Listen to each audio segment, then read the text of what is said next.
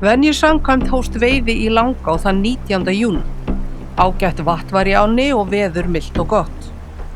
Fyrsti laxinn kom á land korter yfir 8 á Glannabroti en alls veiddust 4 laxar í opnuninni árið 2025 en ekki 9 eins og árið áður. Það lætur nærri að heildarafli sumarsins hafi verið í sömu hlutföllum því alls veiddust 714 laxar í sumar á móti 1292 árið 2024. Þegar líða fór á sumarið saxaðist nokkuð á vatnsforða Langavatns, þar sem úrkoma var með minna móti. Lækkandi vatnsstaða, tregar tökur og færri fiskar í ánni reyndu á færni veiðimanna en með bættri aðstöðu við Langá og auknum gæðum í þjónustu tókst að tryggja góða upplifun flestra veiðimanna. Alls fór 1281 fiskur teljarann í Skuggafossi og líklegt talið að annað eins magn hafi gengið fossinn.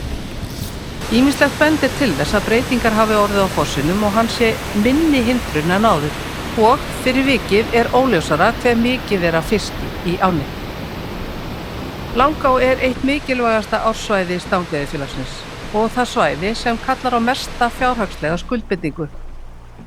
Félagið á mikið undir því að sala gangi vel og leggur sérstaka rækt við svæðið.